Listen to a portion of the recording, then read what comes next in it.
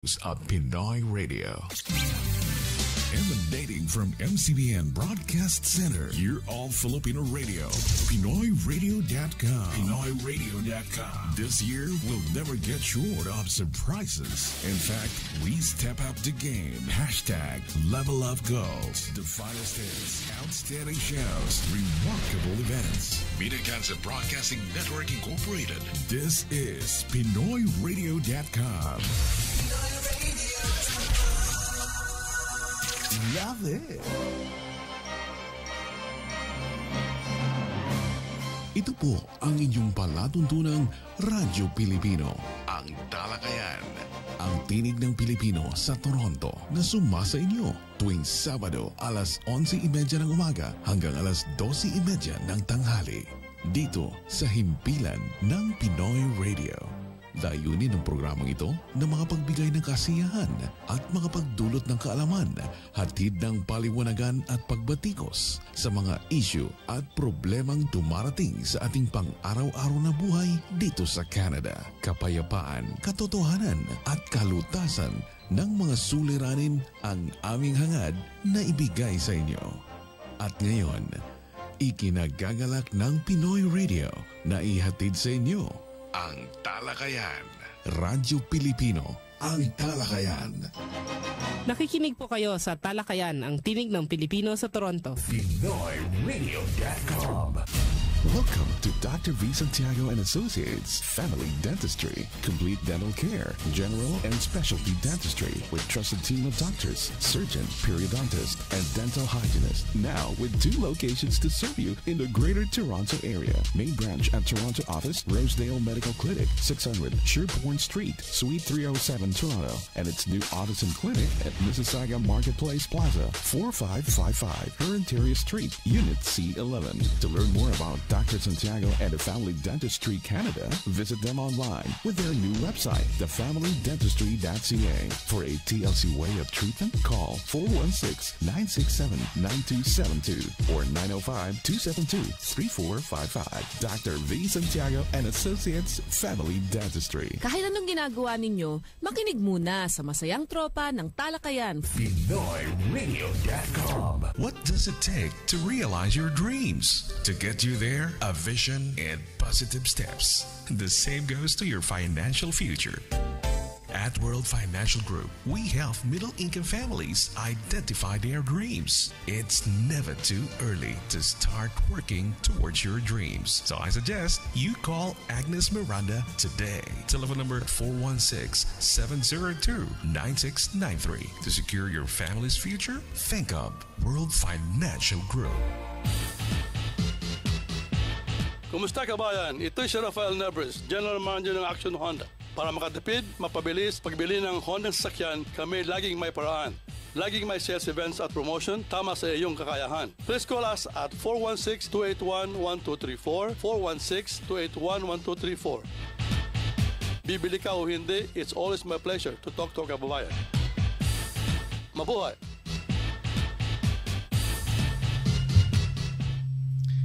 Magandang umaga po. Ito po si ng isang magandang umaga sa nakikinig sa amin sa kasalukuyan. Ihanda na po ang balak gawin sa umagang ito. Huwag bibitiw, manatiling nakatutok sa Talakayan Radyo Pilipino. Ito naman po si Tony Sanon, ang inyong political commentator na nagsasabing maray na aldaw at magandang hapon, magandang gabi sa Pilipinas at sa buong mundo. Ito naman po si Bobby Achacon, ang IT coordinator ng Talakayan na bumabati ng maganda at malamig na rito sa Toronto. Kaya mag-ayos-ayos na ng heater. Oo, 11 degrees ngayong umaga. Gabi rin niya sa Pilipinas.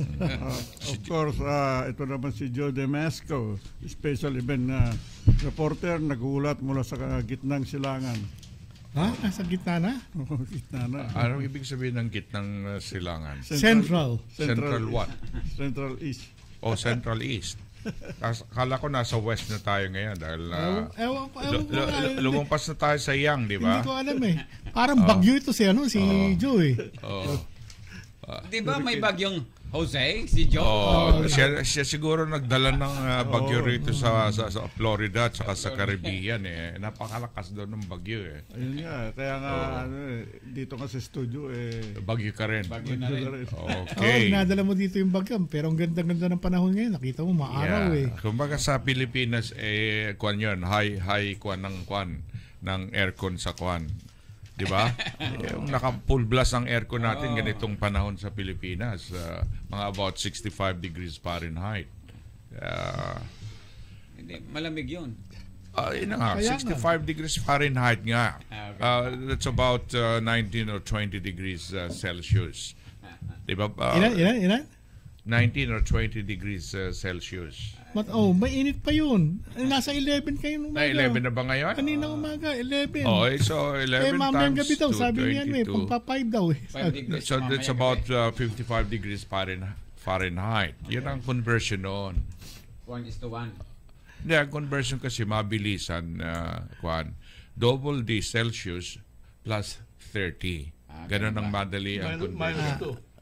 Dadagdag mo pa ng minus, may So pahabol kung pa. 11 degrees ka mo times 2, that will be 22 plus 30. plus 30, that will be 70. no, 52. 52. So full blast. Minus 2 equals 50. Kaya full blast ng aircon sa atin yon. Malakas sa kuryente ngayon yon. Kaya Mura daw na ang kuryente doon eh. Ha? Tumaas daw eh. tumaas. Nagmumura na. Nagmumura ng mga tao. Nagmumura dahil itinaas nila, nagmumura doon sa pagtaas nila. Ipakilala mo na yung ating guest. Okay, and today we're especially honored with the presence of our special guest today, and is a very popular personality in the Filipino-Canadian community. And not only that, but in the what shall we say, in the motoring and automotive industry. I believe he's the general manager of a prominent auto dealership in Scarborough, especially in Toronto, of course, and has been the president of the vehicle Canada Community Association for the past 8 or 10 years, and has been the longest serving president of this community association. Has been a generous donors to many initiatives in the communities, donating his time, his energy, his money, and is looked upon too as not only as an elder in the community, but as an influential person in our environment. Ladies and gentlemen, I have the pleasure and honor to... Hindi mo na kailangan i-introduce eh. Sinabi mo na lahat. Hindi, yun ay kasi marami tayong oras. Ganun. It's a pleasure and an honor to introduce to you the General Manager of Action Honda, Rafael Paeng Niebres. Welcome, Paeng. Well, good morning. Salamat naman at nandito naman ako para makipag-talakayan, makatulong sa talakayan na topic na sa magandang topic na tatalakayan natin ngayon. Okay. Para na makakatulong sa community ba? Mahirap nga makuha to si Paeng eh. Oo nga Ilan beses na natin in-schedule. Busy itong taong ito eh. Alam mo naman yung sa kanyang sa kanyang mga schedule activities. Wala pa yung personal, social lang yun. Social pa lang yun. Pero sabi nga nila, I might be cheap, but I am not easy. Yun nga. Ano ibig mo sabihin? I-relate that to the business world. Hindi easy to buy a car, or it's cheap. It's not cheap. easy. It's cheap to buy a car. Okay nating confusion ang kalaban, okay? Let's just actually be here and be glad and be thankful to God that we are not in a place where the typhoons are. Right. And we're very blessed actually here. As a matter of fact, yan ang gusto ko munang isabihin sa mga audience, that we have to be thankful to the Lord that the typhoons which are approaching, the earthquakes are not happening here in Canada where we are. It's only on the surrounding area. Yeah, surrounding area. That means that we are blessed actually here. So that is what we are supposed to be rejoicing and be glad. Yes. Okay? Because it is very hard to have that kind of a blessing. Yeah, Yes. amen to that. Amen. Because I saw in the TV this morning, oh my God, I cannot even imagine if I was there. Yes. What will I do? Just the fact that you have to go to the bathroom, you have to cook your food, you have to change your clothes, and you are in the middle of the road. Yes. What will you do? Okay, that is one thing that I said to myself, thank the Lord, praise the Lord that we are here. Umulan sa atin sa kahapon, kagabi, tapos nawala. Yeah. Umulan, nawala. Nawala. Doon, nabagyo, may bagyo pang darating. May May hangin bagyo pa. na naman, may earthquake pa. So that is actually what, I don't know, we should not actually search for the answer because only God knows. Yes. Okay, because Okay. otherwise we will be crazy. All right. Okay. Yeah. Saka panalangin natin yung mga let's pray natao for them. doon, at least maging safe din sila. Yeah, Yes. let's pray for them that they will be able to understand the will of God. Sa Pilipinas din, madalas mangyari yan. At kumbaga sa yung tao, sanay na. At sa isang taon nga, nakakailang bagyo. Sumusobra na nga ang pangalan sa Z, di ba? From A to Z. Kaya nag-uumpisa na sila bago magtapusan na. Okay, mapunta tayo sa business or sa career ni Paing. What's your take on the current situation now in terms of car manufacturing as well as its sales dito sa Ontario or perhaps in the whole Canada? How is it? Is it moving forward? Is it increasing, progressing, or there's growth or there's less growth? Actually, the general outlook in the car business is good. Okay, speaking from where I am now, we're Yes. selling a Honda. Okay, to be in particular, I am very happy of the performance that the product is getting from the market. Very happy, actually. For the last 4 months that I have been monitoring the results of the operation, okay, of the sales. Okay, we are always moving forward from 1 month to another. So I am still looking for a good September anyway. Okay, so that's more of a good. Like personally, in my opinion, as far as what is going on in our dealership, we are blessed. Actually, yeah. we are blessed, and then the community, which I am very proud to be with, the Filipino community is really backing me up.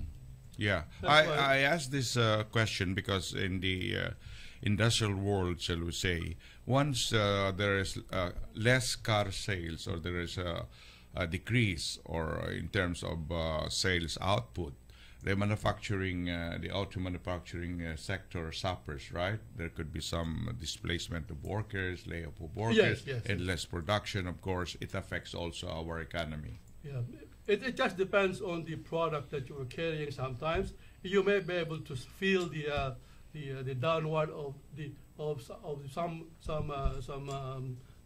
templates of products that's going on, but some are going up, some are going down. So it's kind of very hard to really project. Okay, so you just have to be in the place or on the product that you are selling that you should concentrate on projecting yourself.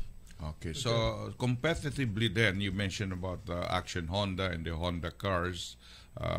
So competitively within the market in Ontario, how does it fare, or how does it competes, or It is holding its position actually, and in the market. Okay. The position in the market. I can say that because as far as my dealership is concerned, our dealership is concerned, actually, knowing that we are maintaining the market that we are supposed to get every month. So that just goes to show that the market is actually stable. Okay, and in terms of sales, in terms of sales. after sales maintenance Yes. or service, and also the type of Honda car that customers buy, Yes. Because the thing is, a car is a sort of a necessity, actually. Yes. So it's not practically a luxury.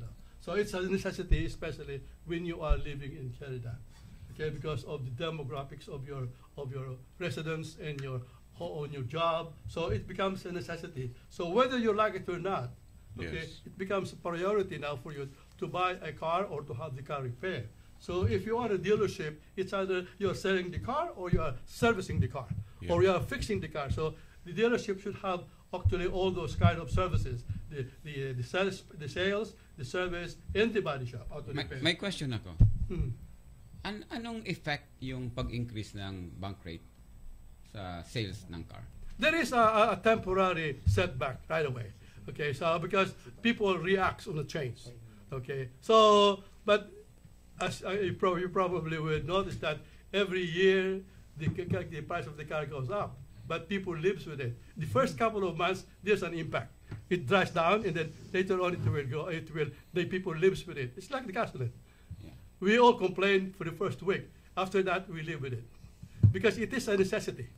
Yeah. Okay, when is it a necessity like food? You don't have. There is an impact. No choice. No choice. That's what I mean. You are forced to good. So you people tends to live with it. Okay, when you live with it, it becomes part of your life. So just adjust things that you can adjust, and then try to carry on what you cannot adjust. Okay, you need a car. You need a car. What can you do? Even if the interest rate is 20%, or even the car is one, you have to buy a car, right? Sa palagay mo, Mr. Fine. Mr. Paez. Hindi mo malaman kung yung mga young people, they are more ano sila, mas gusto nila yung mga product ngayon ng Honda. Yung ba mas marami kayong sales sa mga pang young generation? Ang tawag ko nga sa Honda is a people's car. Okay, that's why I can relate with any customers, because it can be bought by anybody, whether you are poor or you are rich. You are very rich, there is a car for you. Okay, there's a Civic that will cost you $15,000, but it is a Honda. Okay, because that's why it's a people's car. Okay, that's why my relationship with the people, if I would probably, I'm not bragging, but I can relate with poor, rich, and very rich. Because I have the product to sell them. Yung mga edad.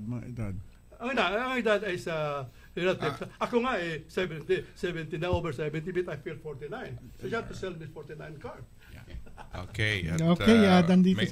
Andito na sa linya si Karen Binalay. Okay. Good morning, Karen. Magandang umaga dyan sa inyong lahat. Good morning, Papa Paeng. Maganda ka rin sa umaga.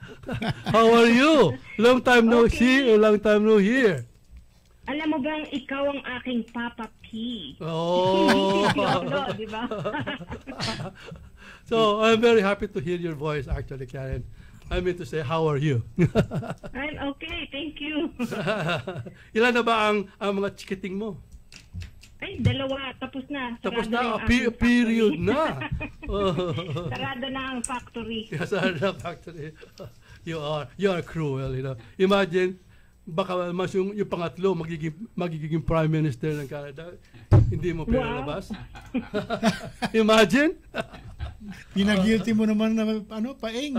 Pinagilty mo. Hindi. Talaga nga dyan ang buhay. Somebody has to tell them. May tatanong yata si Karen sa'yo. Okay, ano tatanong mo, Miss Young Style? May nakikita akong bago-bago na Honda model sa street ngayon. Can you tell us the difference between a CRV and an HRV? Okay. Ang CRV is the real thing actually for a SUV, because the SRV is between the Civic and the CRV. Ang engine nila dalawa may diferensya kaagad. Ang CRV is 2.5 and the HRV is 1.8.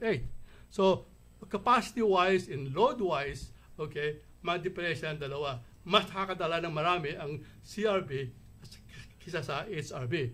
Pero kung ang magdadrive, isa ng tao lang, it's okay. O dalawa lang, magkasawa lang kayo, HRV is very, very good.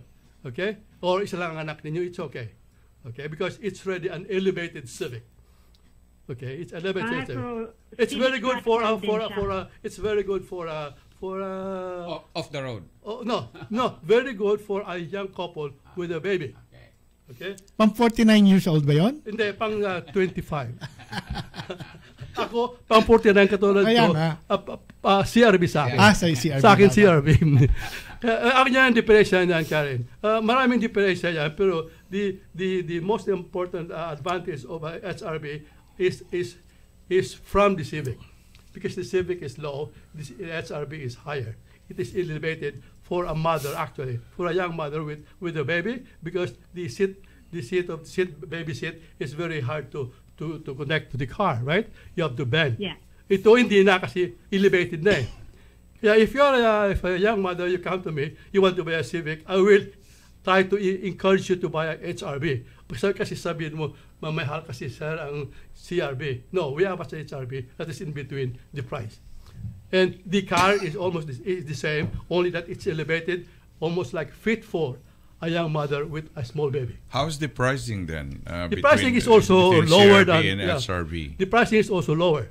It's about $300 to $400 difference. Okay. CRB, CRB. lower than. But it has the same engine displacement in terms. No, the engine of the It's SRB parang Civic. is 1.8.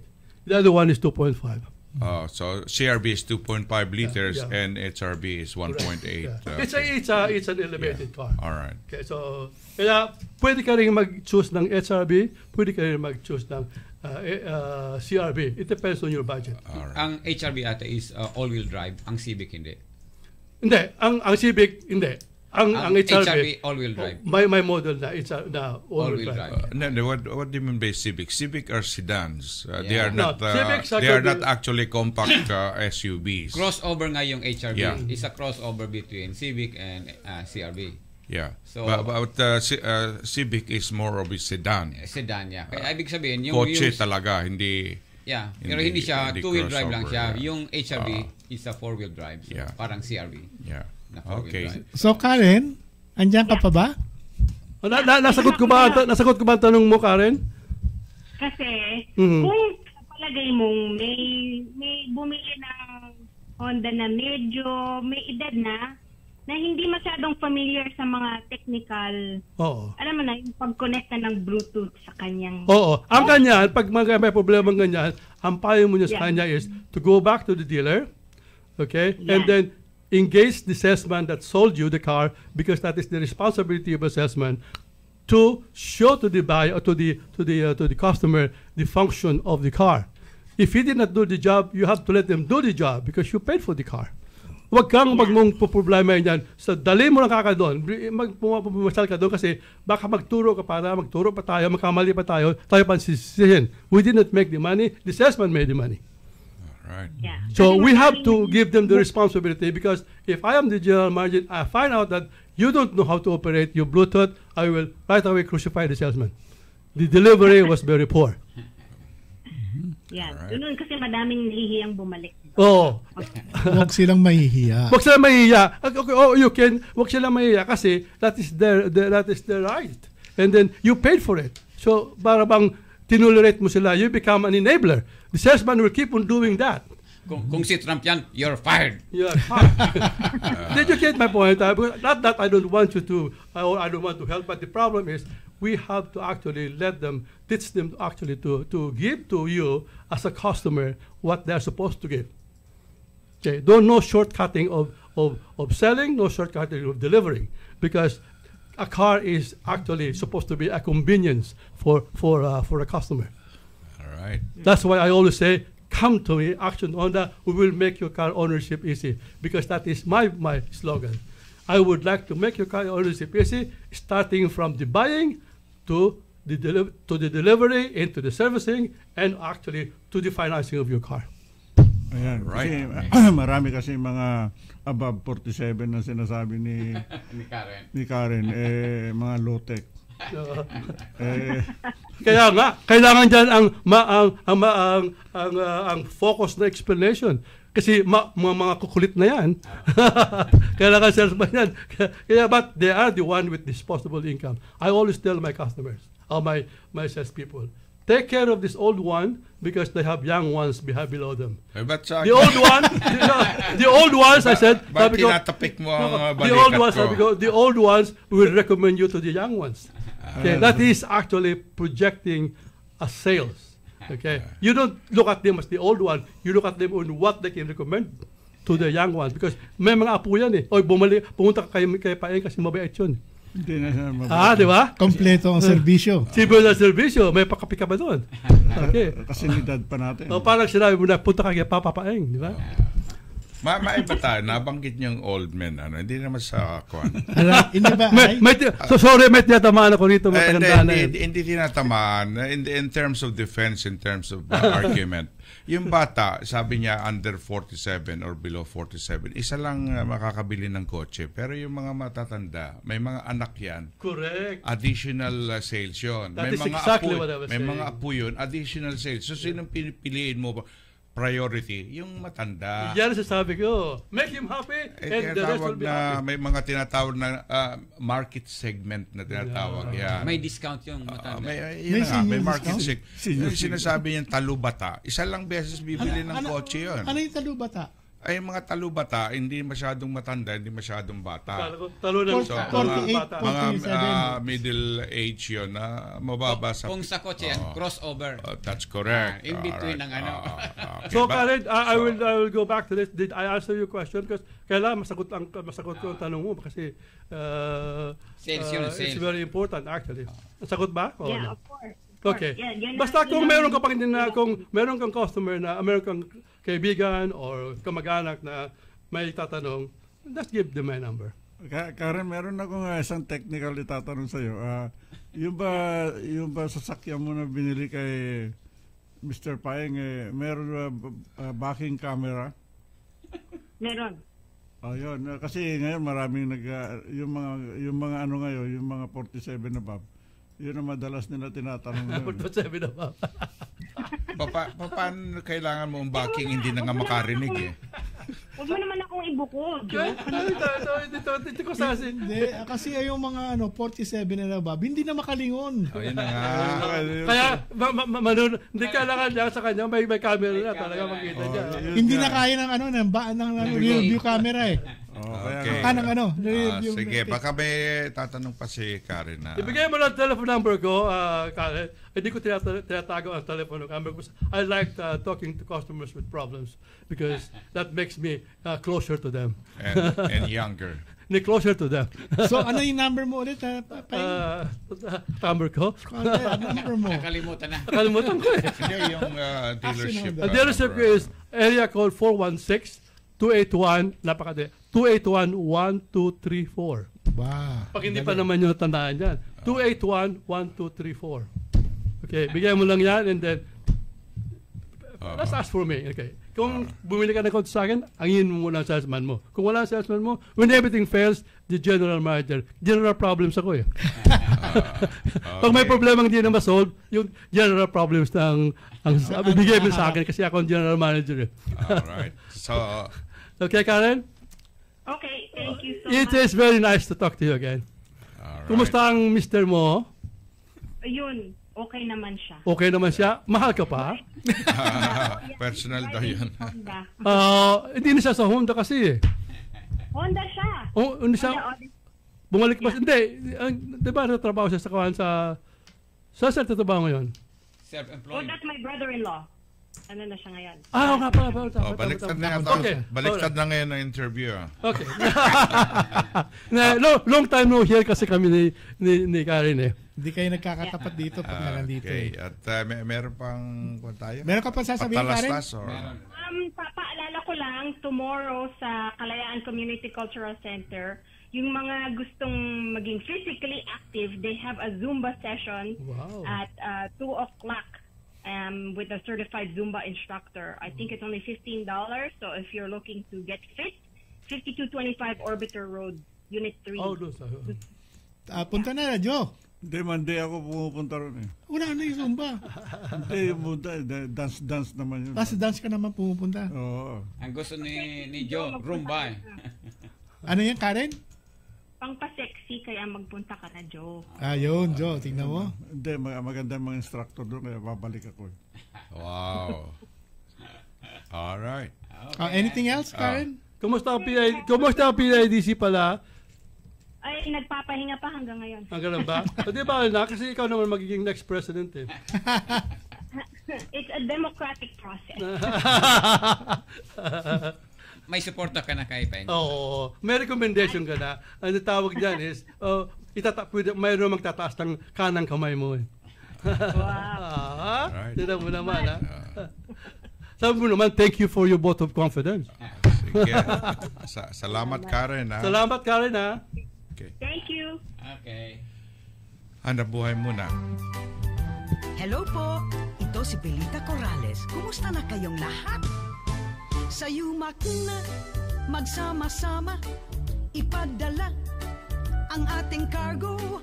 Serbisyo ay hindi nagbago. Ang yumak ay totoo. Saan pa man ang iyong pamilya, ang yumak ay mayroong serbisyo. Kahon ninyo'y walang peligro. Darating maayos at magaling.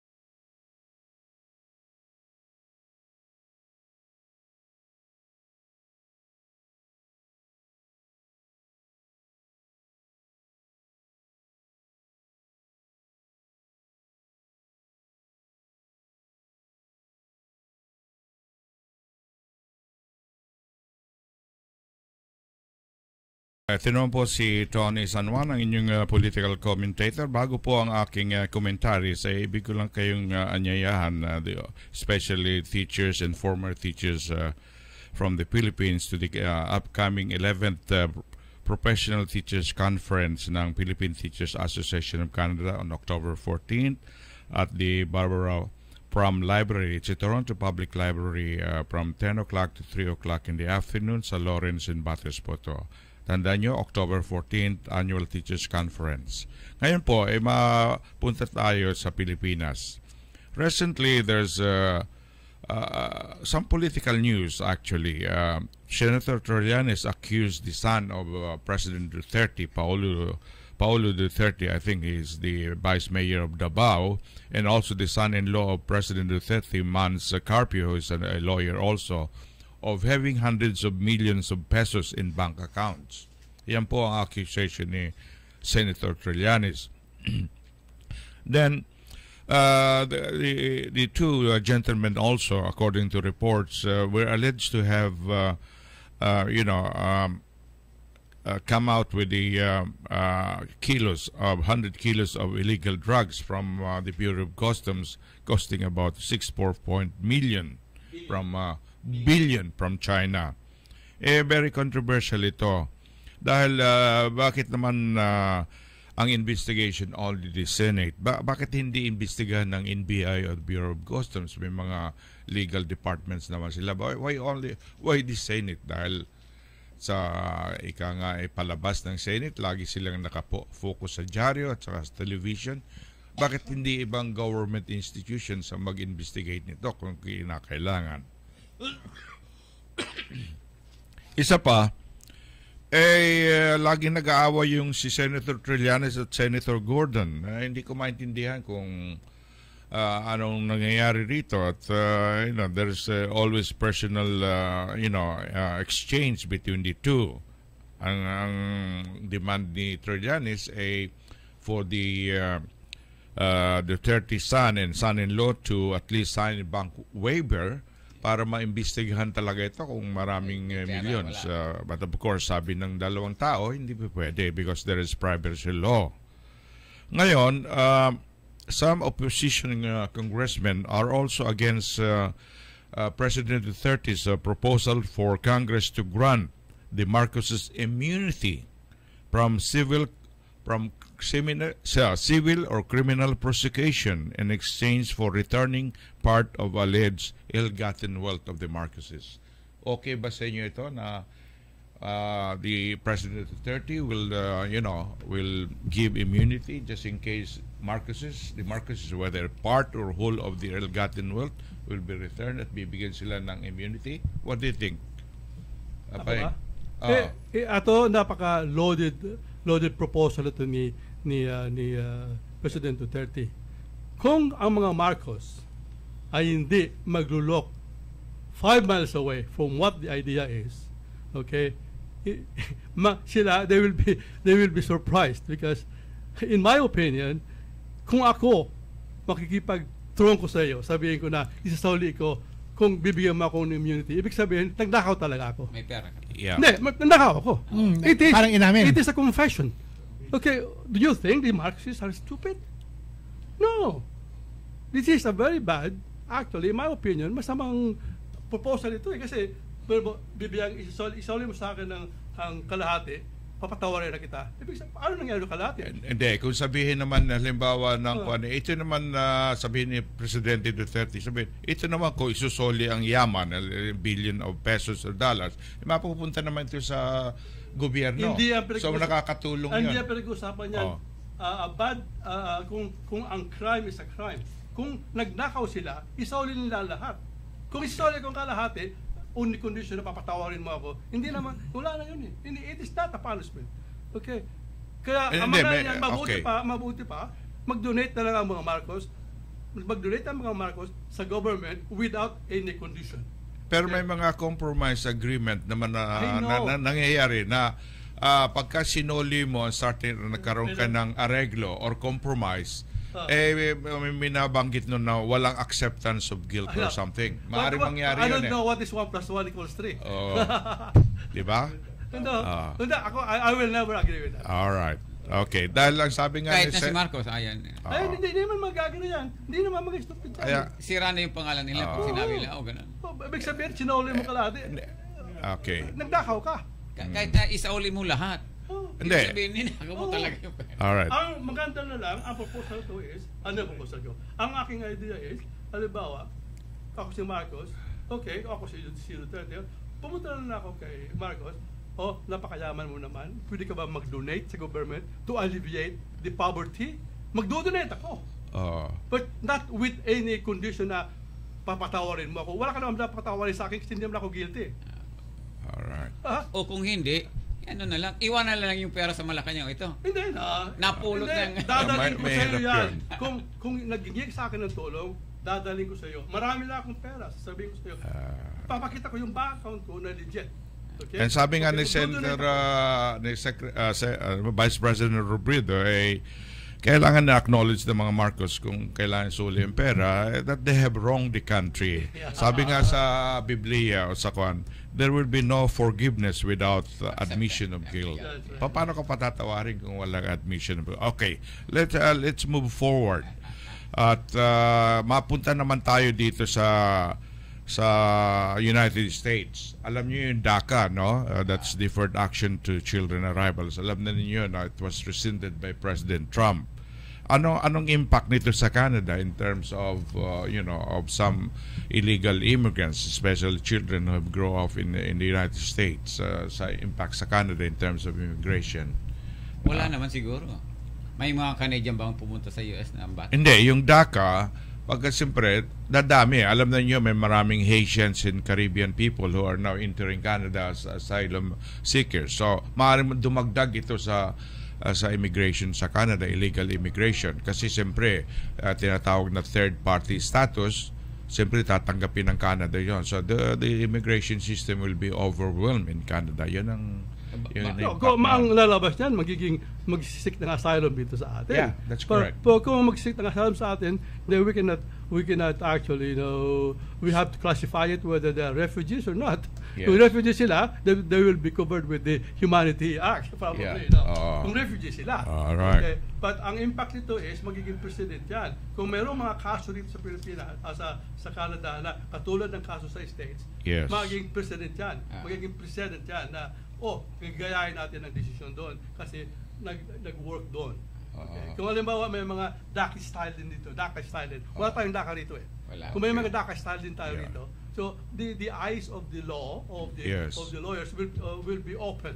Pwede palanggan natin yan. So ito, may pag-iinitan yung mga pag-iinitan nila. Kaya nga pinadala na isang member of parliament na who is Spanish speaking doon sa California at nagpapaliwanag siya na hindi naman ganun ang Canada na open system. Kailangan din dumaan sila sa proseso at hindi naman lahat ng asylum seekers ay considered na all refugees. Siyempre, they have to go through the line. They're gonna jump the queue, ika nga. Hindi nga, pero at least andito na sila sa Canada. Yeah, ayun. Yun nga. Kaya yun na nangyayari sa Quebec, di ba? Lahat ng Haitian na illegal sa US, nag-cross na sa Montreal. Yeah. Ilan? 3,000 handa doon, pinagpa-process. Yeah, about... are they seeking asylum? No, they are seeking asylum. They are seeking asylum sa Canada. So, there is a reason for them to be processed because they are seeking asylum. Pero kung lulundag lang sila as illegal immigrant, illegal sila sa US kaya siya pumunta sa Canada to seek refugee. Ang impact nung kasi sa ating financial system kasi dadagdag ka ng budget you have to create something a refuge for them, yung mga tent at saka kung ano pang kwan, then some will be allowed to work, some will go for health system and everything. Sa impact noon. So let's move on. You're going to provide debate this. There's the school has just opened. I mean to say the school year just opened. Would you allow your children, just in case alanganin ka sa trabaho, na they will be allowed to ride in a public transport system like subway or TTC or bus na they are still underage? Dahil hindi papayag Hindi papayag sino? Yung taga mahala doon sa bus na nawala yung bus o sakay ka na lang sa ibang public conveyor. Hindi pwede yan kasi illegal yun eh. Hindi illegal. Hindi mo dapat iwanan yung underage sa bahay nga. Bakit iiwanan mo pa sa public transport? That is actually, yes, correct. Pero pinaglalaban ito, constitutional right ito ng magulang na they will allow the children, let's say, ano ang dapat na edad na dapat pagbawalan ng bata na huwag sasakay ng bus? Below 13. Below 13, kayo ang di mo dapat iwanan sa bahay eh. Below 13. Yeah. Below 13 hindi pwede. Is automatically hindi pwede. Up over 13, questionable pa nga yan eh. Kasi hindi pa Depende sa mentality ng bata. Alright, so you have good reasons too. What about beer gardens in the park? Sa Pilipinas, matagal na ito. 30, 50 years na. Dito, they are planning to put some beer gardens sa mga park. So in other words, they will have a mobile car or bus or vehicle that will be selling beer sa mga parks. What are you against this or for against? These are still plans. Bakit hindi? May marijuana na nga eh, yung pang-beer. Okay. Paano naman mga botilya? Sino naman magkakalat? Marami yan magkukuha. 10 cents ang isa eh. Additional expense ito. Maglalagay ka ng maraming washroom. Pero may risk din yan eh. Ano yan? Sa park mo dadalhin yung mga beer. Yung mga pamilya na nagpupunta sa park na mag-ano lang doon, family get together. Yeah. Mamaya may lasing na may dala nga sila ng beer eh. Alright. Ang kuha ngayon yan, ngayon, yung mga manginginom nagdadala ng alak sarili nila sa park. Ngayon. Okay, which is like marijuana eh. Okay. Hindi naman kailangan i-legalize pa yan eh. They are bringing it them already. Huliin lang, kung mahuli. Ang ano lang doon is magdadala ka ng tindahan ng beer. Oo. Yun ang dapat kung pwedeng ilagay yung tindahan doon. Pag nagdala ka ng tindahan at bumili sila ng beer, maaaring magdala ka rin ng patago or whatever ng sarili mong beer. So, ang tanong dyan, what benefits or who benefits in this? Is the government or the beer lovers or beer drinkers? The government. On taxes. May taxes. Alright. Yung beer lovers, kasi hindi na sila magdadrive pa bumili, andoon na. Alright. Okay, let's move on. Para nasa golf course ka, dumadaan yung may truck. Yung beer. Alright. Okay, let's move on. Another question before we have our bits and issues. There's also a growing concept or proposal that the sale of marijuana, which will take effect next year, July, will be, of course, legalized, and then they're gonna start selling it through a type of LCBO. So magkakaroon ng tinatawag na Cannabis Control Board, and there will be cannabis sort of store or shop. Would you agree on this? Na i-centralize ang pagbibili ng marijuana? Hindi, ang tanong isa lang, yung marijuana ba, legalized na? Legalized na sa July. Not for medical use or no, pareho. Both medicinal and recreational by July 1st. That's the mandate of the Liberal Party. Okay, ang tanong ko sa inyo, kung papayag kayo ng LCBO type na store, halimbawa, yung sa ngayon, ang beer store, bibilin mo lamang dito sa supermarket na assign at dito sa beer store. Ganun din ang marijuana. Ganun ang plano. Kung talagang legal na yan, bakit hindi? Hindi. At least there's control. There's control. There's control. Hindi, pagka-centralized na, paano naman nagtitinda sa ngayon ng recreational? Mag-register na siya. Di mawawala ng mga hanap buhay nito at saka, that's against free enterprise. Well, hindi kasi bakit yung beer hindi against hindi against sa free enterprise yung beer sa liquor. Sa beer store nga nakokontrol nila ang presyo dahil pag tinaas wala kang reklamo pero kung marami nagbebenta, at least it will dissipate the price. Mawalang control. All right. The abuse of the use of a toxic thing is the one that we are worried about. The abuse. Kaya ang problema lang kung nasa liquor board, at least nako-control. Kasi pag nagsara yun, wala nang mabibili. Hindi maramihan, kaunti lang. Okay, ilang grams ka lang, dapat kaya gano'n. Alalahanin nyo ang beer store type ng selling of marijuana. Pag nag-holiday, saan ka bibili ng cannabis mo?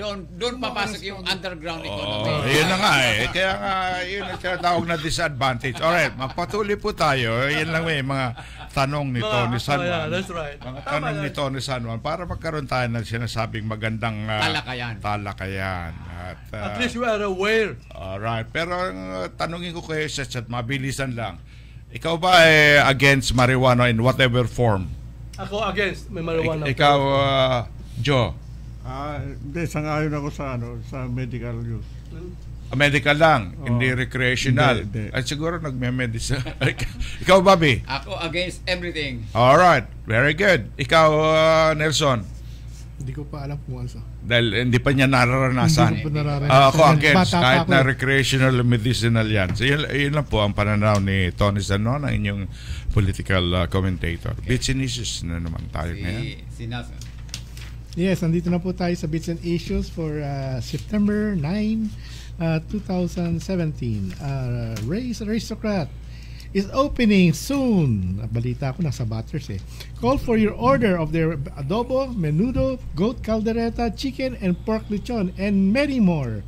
Call 416-829-6595 or go to aristocrat2go@gmail.com for your order.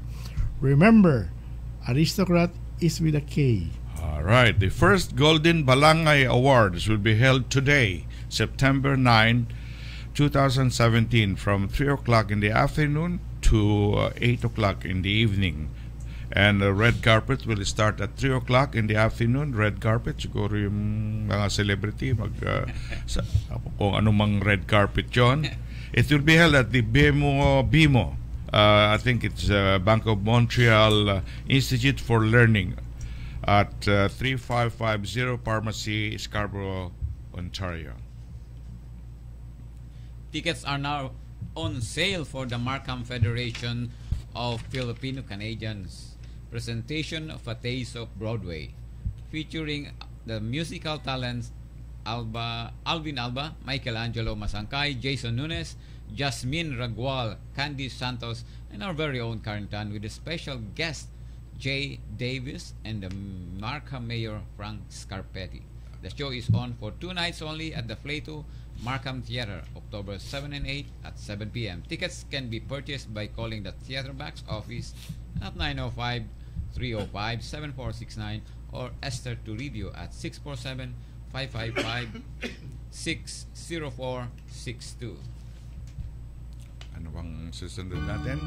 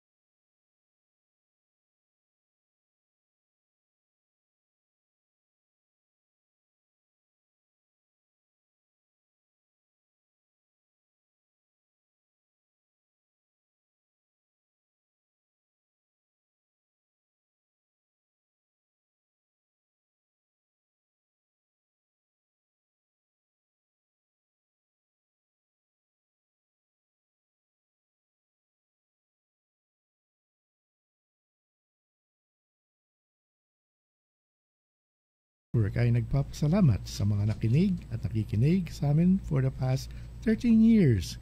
Kayo pong silbing inspirasyon ng Talakayan Radio Pilipino. May isang advertisement si Pai. In the advertisement announcement. Announcement. Reminder sa mga devotees of the Virgin of Piña Francia, which is the patroness of the Bicol region actually. So we will be having the gagawin natin yung kapistahan ng ina sa September 16, third Saturday. Yeah, third Saturday ng September. Yan ang talagang kapistahan ng Virgin. Maski sa Naga, wherever it is being celebrated actually September 16, third Saturday of the month. So tayo dito, we have been doing this for the past 6 or 7 years now in the Bluff. Sa Bluff dito sa Brimley, Scarborough, sa Scarborough Bluff. Okay, na we have what we call the Provial Parade. Yung ginagawa sa Naga, ginagawa natin dito. But we also have some small sailboats that parades in the lake. Okay, so ang ating schedule will be on September 16 sa umaga. Magtitipon-tipon tayo doon mga bandang 8:30 to 9 o'clock. And then we parade, magpo-posisyon tayo hanggang doon sa dock ba? Dan doon yung mga naghihintay yung mga sailboats na gagamitin natin. Yan ang ginagawa natin every year. Okay. Ngayon, yung 6 na boats na yon represents the 6 provinces of the Bicol region. And pang-7 natin doon, if we will be fortunate again to have 7, okay, ang pang-7 natin doon sasakay si ina. Okay? That will be accompanied by all the male people that traditionally mga lalaki lang nakakasakay doon. So it will probably accommodate about 15 male people to antabayan si ina doon sa sailboat. Isi-sail yan for about 30 minutes sa lake. Okay? And then after that, babalik naman natin sa dock, and then sasalubungin naman ng mga devotees, ipoposisyon natin doon sa park na may punto doon na makakaroon tayo ng parang celebration doon, na makakaroon tayo ng liturgy. Meron tayong pare si Monsignor Pan, siya ang magiging mag-conduct ng ating liturgy doon kasi hindi tayo pwede magkaroon ng misa. Okay, magpapakomunyon siya doon at saka magkakaroon siya ng counting sermon about the Virgin. Okay, pagkatapos niyan, mga bandang 12, makakaroon tayo ng picnic na doon. Salo-salo tayo doon. Picnic lunch. Potluck yan, tawag natin potluck. You bring your own delicacies from different provinces kasi ganyan ang ating ginagawa eh. We have 6 provinces na mag-join for all the Bicol region provinces. We will be there all together to bring all the delicacies. So pwede kayo magdala ng masyado, parang may ilagay natin doon sa gitna, parang salo-salo tayo lahat. Kaya sabi nga nila, tahanin kita kapos magkasalaro. Diba? Okay, and then after that, sa hapon naman, mga 6:45, magkakaroon tayo ng misa ng alas 7. But 6:45, magkakaroon tayo ng procession from the outside, ililibot lang natin yung Virgin up to the altar.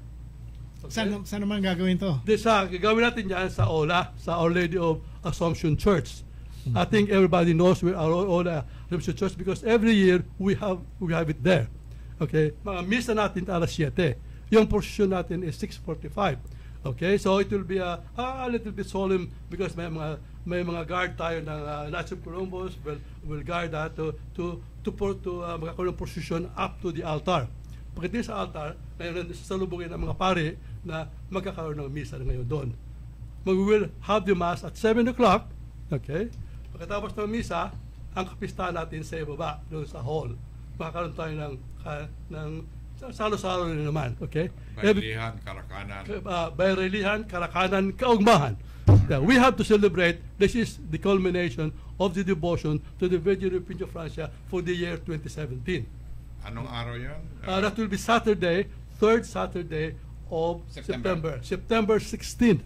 Okay? September next 16. Saturday. Next Saturday. Ang umaga sa Blappers Park, ang hapon sa gabi sa Ola. Alright. Okay? Kung meron kayong, kung gusto niyo additional information, tawagan niyo ako. Okay. I will volunteer myself. My number is Area code 416-618-1362. Alright. Cellphone ko yan. Maraming salamat, Paeng. At papaalam na tayo. Yeah. Alright. Thank you very much for our to Paeng Niebres for sharing with us his knowledge, wisdom, and insights about many things happening throughout the world, and especially some parts of the Philippines. Maraming salamat, Paeng, for gracing us today. Salamat din for bringing me here, because this is the only time by which I could participate actually naman sa community.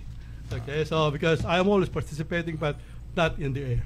Alright, Alright. mabalos po at Mabalos. At ito si Tony Sanwa nagpapaalam na, at sa susunod na Sabado magtalakayan tayo ulit, at si Jess, ang ating producer, magpalakas ka, Jess. Yo. At of course, sa mga 47 above, at makikinig ulit kayo sa Kalathan Toronto sa susunod na Sabado. Yung mga less than 47, paano? Hindi na sa computer eh. Alright, si Nelson yata. Yes, maraming salamat po. Hanggang sa susunod na Sabado, kami po ay nagpapaalam na anuman ang ibig ninyong talakayan natin sa Sabado o may ibig ninyong balikatin natin.